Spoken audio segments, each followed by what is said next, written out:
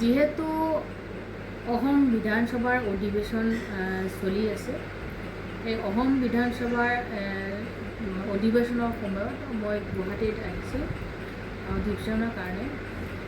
৩-৪ দিনৰ পৰা এটা ভিডিঅ' ছ'চিয়েল মিডিয়াত মানে ভাইৰেল হৈছে, যিটো এটা AUDF-ৰ এটা ল'ৰা কণ্টেণ্ট ক্ৰিয়েটাৰ, তেখেতে মোৰ ভিডিঅ' কৰাত মই তেখেতক কিছুমান কথা কৈছিলোঁ আৰু সি নিজে অনুতপ্ত হৈ নিজৰ ফেচবুক যোগেদি এই দুবাৰকৈ মোৰ ক্ষমা বিচাৰি ভুল হৈছে বুলি স্বীকাৰ কৰি ফেচবুক যোগে তেখেতে মানে নিজৰ বক্তব্য দাঙি ধৰিছে আৰু ভুল স্বীকাৰ কৰিছে। সেই ক্ষেত্ৰত আজি মই দেখিব পাৰিছোঁ যে ফেচবুকত দেখিলোঁ এজন মহিলাই মোৰ এগেইনষ্টত প্ৰেছ মিট দিছে। ধুবুৰীৰ পৰা মোক কেইজনমানে ফোন কৰিছে যে বাইদেউ আপোনাৰ এগেইনষ্টত মোক এজন মহিলাই প্ৰেছ মিট দিছে।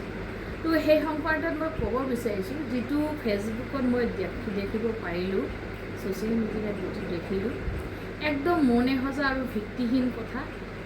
তেখেতসকলে এতিয়া বিধানসভাৰ অধিৱেশনত যিখিনি কথা মই ধুবুৰী সমষ্টিৰ ৰাইজৰ হকে, ধুবুৰী সমষ্টিৰ ৰাইজৰ কাৰণে, ধুবুৰী সমষ্টিৰ উন্নয়নৰ কাৰণে জ্বলন্ত সমস্যাবিলাক অসম বিধানসভাত মই দাঙি ধৰিছোঁ। সেইবিলাক ধুবুৰী সমষ্টিৰ ৰাইজে দেখিছে, দেখি উৎসাহিত হৈছে। সেইকাৰণে তেখেতসকলে মোক ৰাজনৈতিকভাৱে মোৰ ভাৱমূৰ্তি নষ্ট কৰাৰ কাৰণে এইবিলাক তেখেতসকলে ষড়যন্ত্ৰ কৰি আছে। মই এই কথাবিলাকক ধিক্কাৰ দিছোঁ, গৰিহণা দিছোঁ। আৰু লগতে এটা কথা কৈছে যে মই জিলা পৰিষদ ইলেকশ্যনত ক্ৰছ ভোটিং কৰিছোঁ। মই সেই বাইদেউজনীক ক'ব বিচাৰিছোঁ, তেখেতৰ কথাৰ কি গ্ৰহণযোগ্যতা, তেখেতৰ প্ৰতি কি আস্থা, কি বিশ্বাস। তেখেতে এইবাৰ 2026 চনৰ ইলেকশ্যনত, এছেম্বলি ইলেকশ্যনত তেখেতে বিলেচীপাৰা সমষ্টিৰ পৰা AUDF দলৰ প্ৰাৰ্থী আছিলে। বিলেচীপাৰা ৰাইজে এইটো দেখাই দিছে, তেখেতে 4,000 মাত্ৰ ভোট পাইছে। তেখেতৰ কি জনমত আৰু তেখেতৰ কি প্ৰতি কি বিশ্বাস আৰু আস্থা ৰাইজে দেখাই দিছে। তেখেতে এই ভিত্তিহীন কথা আনি যে মোৰ ৰাজনৈতিক ভাৱমূৰ্তি নষ্ট কৰিব বিচাৰিছে। মই ভাবোঁ যে সোণ এটা পিতল ক'লে কেতিয়াও সোণটো পিতল নহয়। গতিকে মই বেবী বেগম ভাল নে বেয়া ধুবুৰী সমষ্টিৰ ৰাইজে ভালকৈ জানে।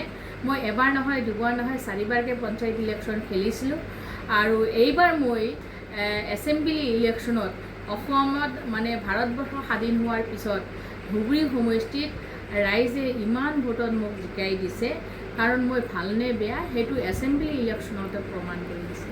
আৰু এটা কথা, মই কাৰ লগত প্ৰতিদ্বন্দ্বিতা কৰিছোঁ, যিজন বিধায়কৰ পৰা মোক ধনৰ লেনদেনৰ কথা কৈছে, যিজন বিধায়কৰ পৰা মই বৃহৎ সংখ্যৰ ধন লৈছোঁ, ক্ৰছ ভোটিং কৰিছোঁ, সেইজন প্ৰাক্তন বিধায়কে মোৰ লগত প্ৰতিদ্বন্দ্বিতা কৰি এবাৰো মুখেৰে নোলালে নহয় যে বেবী বেগম মোৰ পৰা ধনৰ লেনদেন কৰি ক্ৰছ ভোটিং কৰিছে। ধুবুৰী সমষ্টিৰ ৰাইজক নক'লে। এই মহিলাজনী তেতিয়া ক'ত আছিলে? দেশৰ বাহিৰত নাছিলে, বিলেচীপাৰাতে আছিলে চাগে। এবাৰো ধুবুৰীত আহি প্ৰেছ মিট নিদিলে, ৰাইজক নজনালে। তেখেতৰ হাতত ইমান তথ্য আছে, আজি তথ্য সহকাৰে কথা ক'ব আহিছে।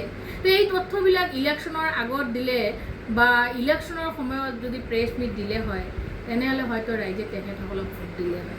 তো গতিকে মই এইবিলাক কথাত গৰিহণা দিছোঁ, ধিক্কাৰ দিছোঁ আৰু মই সকীয়নিও দিছোঁ যে এনেকৈ মানুহৰ ভাৱমূৰ্তি নষ্ট কৰিব নালাগে বা নাপায়।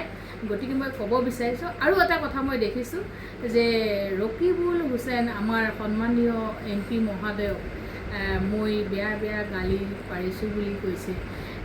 এইটো মোৰ লগত আমাৰ সন্মানীয় MP ৰকিবুল হুছেইনৰ লগত মানে ৰিলেশ্যনটো বেয়া কৰাৰ কাৰণে এইটো কথা কৈছে। মই ভাবোঁ যে তেখেতে AUDF দলৰ নেত্ৰী, আমাৰ কংগ্ৰেছতে আছিলে। তো তেখেতক মোৰ চাৰ্টিফিকেট দিব নালাগে মই ভালনে বেয়া। মই কিয় UDFক চাৰ্টিফিকেট দিম?